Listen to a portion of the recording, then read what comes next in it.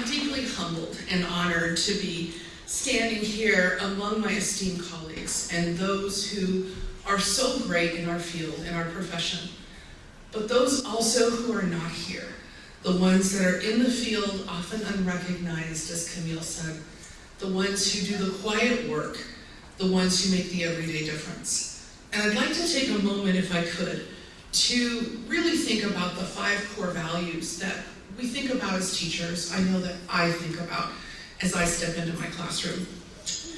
Although it may sound a bit cliche, I fully believe that carpe diem is something that's incredibly important. In fact, the Dead Poets Society, that movie, holds a very close place in my heart.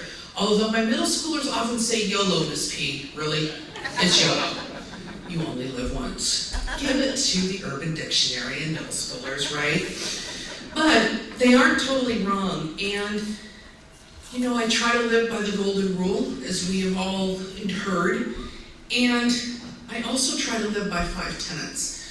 And these tenets were embedded in my world because of my parents, and because of my family, and because of those people who surround me. First, focus on the core of who you are, and build your circle of influence based on the foundation of family, colleagues, and friends that enrich your life, that give you purpose, but most importantly, give you joy. Because daily, we need that joy to continue to allow us to move mountains, to make the small differences larger, and to continue moving us forward. Take a moment after tonight to think of somebody that gives you that joy and thank them. Second, explore and let learning happen inside and outside of the classroom. You see, I couldn't really decide what I wanted to do when I grew up. I got out of college and my dad said, so what are you going to do? And I said, well, I'm going to be a teacher, but I'm going to be a preservationist and I'm going to do EMT stuff. And I probably am going to continue to volunteer at a museum. And I remember him rolling his eyes and going, could you do one thing to start? Not really. We're going to do a lot. Because for me, really, learning's not just about the books and the equations and the experiments or the writing. It's just about everything. I would hesitate to say that most of you in this room know, especially those who have traveled with me or been on a main street or found a hidden gem in a city, that I can't walk down a main street without finding a hidden gem. My parents modeled that for me throughout my life, and I hope my kids know now that I tried to model that for them and not punish them with boring stories about National Register buildings and ghost signs. Well, maybe I did, but that's okay. Thanks, guys, for putting it up and for learning at the same time. Third, step out of the box and make a difference for someone every day, no matter how hard it is. Many days it's easy to see the good in our world, and it's easy to see the dark. Many days it's incredibly difficult, and we know that we're human and need to take time to pause and look for the good. As many say, and many quotes are out there, try and look through the darkness for the light. But I'm asking you today, commit. Be the positive for somebody else. After all, every small difference can be a gesture that makes a difference. I knew this because I'm one of those weird teachers that loves bus duty. I enjoy my morning bus duty, especially in the drive lane, although I'm a little wider than most and I wear an orange vest and I probably am a target for most. Coming through the drive lane, I get to see every student as they walk across the crosswalk. I get to see the parents and wave. I get to say, move, stay there.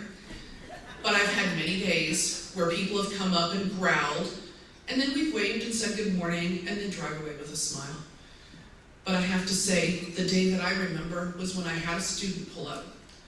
One of my first students. And he grinned and said, Miss P, I've got to talk to you. Can I please talk to you? I'm like, move, you can't sit here. You've got to go somewhere else. He pulls around, he comes into the parking lot, and he gets out, and he impatiently waits at the crosswalk. And when I looked again, I realized it was Jamal. And the reason he was there was to tell me that he had made it out of the inner city. We had worked hard, and I'd always told Jamal, you know, you really don't want to be known by me on the first 2 days of school. And if you're a middle school teacher, you know exactly what I mean by that, Tim. You don't want the teacher to know your full name the first 2 days of school. But Jamal did, along with his cohort in crime at the back fifth table with all their little, bright colored Macintoshes at that time. And yet, I told Jamal, reach for excellence, reach for your dream, and make it happen. And he did. And that day he told me that he reached his dream and he brought his 3 kids so that they could be in the school where I taught.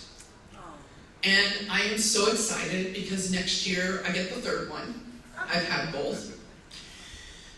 But it made me pause for a moment and realize that I never singled Jamal out, except to maybe give him a hard time every once in a while about not pushing in his chair or stealing a mouse ball out of the mouse or, doing something a little goofy.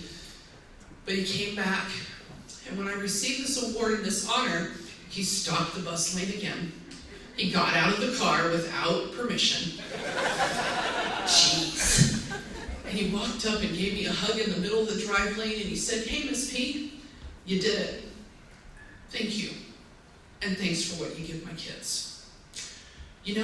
A difference makes a little bit of difference or a lot. Be passionate. Never miss an opportunity to take the road untraveled. Be passionate about what you love. Encourage others to learn. Encourage others to be passionate about their interests. Look for hidden gems and look beyond the everyday. I suppose I probably should now apologize to my husband. Kirk, I'm sorry that I made you drive 100 miles off of I-70 to go find the golden spike at the Transcontinental Railroad site, even though it wasn't there and it was really in San Francisco, and you had to hold the toddler while I took all of the historic photos from my own primary sources. I love you, and I apologize, or maybe I don't. I'm not sure. Finally, lift up your voice, but at the same time, make a determined effort to lift up the voices of others. As a social studies teacher, I cannot leave today without saying, in a time when we are seeing a systematic dismantling of our humanities, educational, and scientific institutions, we need to bring our collective voice to the table and encourage others to do so as well. It's up to us to ensure that every single student sees themselves in the classroom, that they see themselves in their community, that we preserve our collective and deeply diverse heritage in the United States, protect our public lands and national parks, our research and health institutions, the agency that care for those that need us every day, and those that care for our elders who share their wisdom for the next generations. Do we need change? Yes, we do. We absolutely do. But it's up to us to ensure that we're working together and not separately for the change we want to see in our country. And now is the time, because it's the 250th anniversary next year of our country. Our founding fathers celebrated us, celebrated our diversity, and wanted a future that was more beautiful than they could imagine at that moment. We need to ensure that we lead the change, and teachers, we've got this. We need to step up and make it happen. Mom, thank you for coming to America from Canada. Thanks for being naturalized, letting Dad run you off the road, meeting him and marrying him. I know that was a little rough once in a while. But raising three kids with the ideas of gratitude, faith, and service to others, along with patriotism, at the forefront of our family. To my family, thank you for your endless support, your willingness to be voluntold on so many occasions, and joining in the learning and exploration together. And to my geeks, to my musketeers, to my colleagues, to my cohort, to my family, and to all of you here in Emporia, I truly hope that someday I can be truly worthy of this recognition and continue to lift up this organization. It's my mission to do so. It's my honor to be here, and I thank you from the bottom of my heart.